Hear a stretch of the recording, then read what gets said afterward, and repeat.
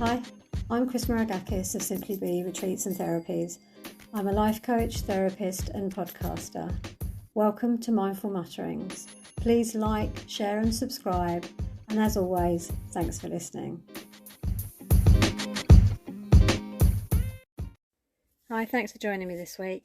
I'm going to be talking about goal setting this week because it's such an effective way of breaking down ideas or problems or tasks even into manageable chunks so that they can be achieved.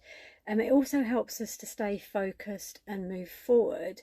But I think what it's most useful for is helping us to identify which areas of our life we need to work on or that are not bringing us joy.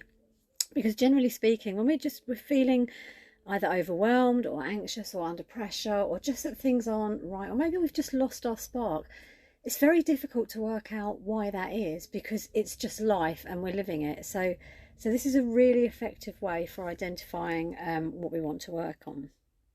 So to be able to set effective goals, obviously you have to need to know what you want to achieve.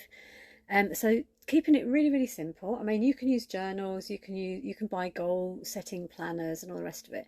Simplest way, take a sheet of paper, fold it in half lengthways, and then fold it in half again. And then you've got, on both sides, you've got 8 segments.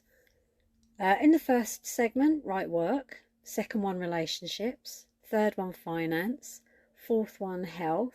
Fifth one, hobbies. And the sixth one, well-being. And then you've got a space at the bottom where anything that comes up to you that you're not sure where it should fit in, you can make a note of down there. And then just go through your life and be really, really honest, because the only person that needs to see this is you. And if you're not honest with yourself, then you're not going to be able to make progress in this area. So take a long, hard look at your life and then being totally honest with yourself. Score each section out of 5, with 1 being unfulfilled and 5 being very happy, don't need to work on it, love life. And then once you've identified the areas that aren't bringing you joy, ask yourself why. What do you want this area of your life to look like? How do you want it to feel? Who do you want to be in your life? What do you want to achieve in that area? And then write these ideas and emotions in the relevant section and do that for every section. And if you can't think of what you do want, if that's too huge or too overwhelming at the moment, then write down what you want to get rid of, write down what you don't want, and then that gives you a starting point as to where you're going to move forward. And then when you've done that exercise, take another piece of paper and again fold the paper in half lengthwise, and on the left hand side write down all the goals from your list, or everything that you want to achieve or get rid of from your life that you can, that you have control over, with or without support. Things like you want to save the world, or you want, women's rights to be better. While you could be working towards that, and that is a goal that you can do, you have to be reasonable about what you can achieve on your own or with support. But if you had a goal like that, then obviously you could join a group or be more involved. But you're at the beck and call of the politicians. So right when you've done that, on the right, on the left hand side, you've got all your tasks, and leave a large space in between each task. Okay, and then on the right hand side, look at how you can achieve what it is you want to achieve, and the steps that you need to take, and write those steps down. And then if necessary, get another piece of paper and break those steps down into even smaller tasks, and keep going until you feel that you can actually do something to move forward with this, because they're now, instead of being a big overwhelming problem that you feel is insurmountable, now you can see a clear pathway through. That pathway has been broken down into manageable tasks. Those tasks have then been broken down into small steps which you can then start working on, so that you're working towards your goal all the time. And once you've got them in front of you on a piece of paper, you start to get some kind of clarity, and you've got focus, and you know where you're going. So put this piece of paper somewhere where you can see it, or just the steps that you want to be moving on straight away, so that you're constantly reminded, and then that will help you to stay focused. And if you've got a meditation practice, then you can focus on seeing the task that you're wanting to achieve first on being completed easily. And then hopefully things will rise up for you, or because you're prepared and because you're open for that, you'll see solutions that wouldn't normally present themselves to you. My advice would be to make each task SMART. Now, SMART is an acronym that lots of people use, and it really, what it means is SMART is, S is for specific, sensible, or significant. So make sure it's, you're not having a very ambiguous goal. You need to be fine tuning these. M is for manageable or meaningful. It has to have some benefit to your life, and you have to be able to do it. A is for achievable, in a timely manner. You don't want to be saying in 50 years' time, I'm hoping that I can reduce CO2 emissions. You want to be saying, like in the next few months, I want to see an improvement in my social life, or I want to have been working on my confidence, or, you need to set something kind of short term, medium term, and long term, but you need stuff that you can start working on now. The R is for relevant. It needs to be relevant and realistic. And it needs to be timely. That's what the T stands for. It needs to be something that you can start to see progress with, because if you can't, then you're going to get disheartened, and then you're going to struggle to complete what you're trying to do.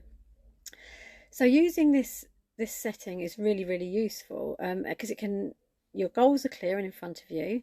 It'll help you keep motivated. And you'll be able to just see that you're making progress, because each time you achieve something, you can tick it off, and all of a sudden, all these things that seemed too much for one person to do before, you're now completing and doing really, really well. And then the other thing that you can do is there are natural laws that we bring into effect, and natural laws, gravity is one of them. You don't have to believe in it for it to work, but you might as well harness them because the energy's there. And one of those laws is that you need a law of correspondence. That is, what you put into an event, you will get out. So if you're just sitting there wishing things would happen and you're not putting any effort in, it's unlikely to change. You have to start taking action. And another law is the one that everyone can change their vibration, their future, because if you replace a positive action with, if you override a negative action with a positive action, then already you're moving forward, and positivity is always more powerful. So when you're sitting there and you're trying to make a better life for yourself, be aware that there are lots of things that you can do. I'm sure lots of you have heard of the law of attraction, and that's all about how we bring things into our consciousness. And that's because every thought, feeling, action has a vibration. And so these are the things that we want to be making use of, because obviously if we can make our life easier, we want to. So I think having a focus is really, really useful, and being able to firstly identify the area of our life we want help with, then being able to break it down into the steps that we need to do to achieve it, and then being able to break that down into small steps helps us to move forward. On top of that, knowing that if we are feeling negative or we're doing something that's detrimental to us, that if we replace it with something positive, that we can change the flow of our life. Knowing that if we put effort in, we will be rewarded for that, because preparation is key. And also being open to opportunity, depending on what your targets are and what your goals are. It might be maybe that you want to I don't know, move to France or do something like that. But if you're so focused on staying here and learning how to speak French, or you're not open to the opportunity. So yes, you would need to you need to start preparing how you're going to live out there, and what properties you could look at, and what you could afford, and what area you want to live in. And obviously you need to learn the language, and you need to learn, you need to research the logistics of moving to a foreign country and all of that. But more importantly, you have to be open for opportunities, and that means effective listening in your relationships. That means being open to conversations with people that you might not normally listen to, because you never know when someone's going to have something of relevance to say to you. So I think that pretty much sums up goal setting. And it can be used repeatedly. Once you've achieved one set of goals, it's really useful to review life regularly anyway. I mean, I kind of like to use New Year and Midsummer, because it's a really good opportunity then to look back at what I've managed to do, tick them off my list, see how that's changed my life, and whether my goals have shifted, or maybe something's happened and that's thrown a spanner in the works, or maybe I need to rethink about how I'm going to move forward. And then I can plan for the rest of the year going forward, so that I know I'm constantly moving towards where I want to be. And obviously that changes all the time, because I'm changing all the time, because I'm open to all these experiences and listening to people in a different way and picking up information from different places. And every opportunity that we have for growth encourages us to think differently and behave differently. And obviously that opens up new life opportunities. So goal setting, I think, is really underrated. I think it can be used to great advantage. But if you're not sure how to do that after listening to this, and you want to get in touch and just ask some questions, please do. You can contact me via my website, simplybe.org.uk, or you can email me on cm@simplybe.org.uk, or my phone number is 07974618499.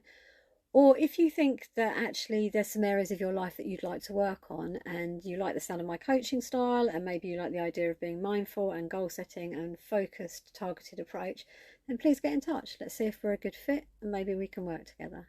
Whatever you do is up to you. It's your life, your choice, your power. Have an amazing week. Bye.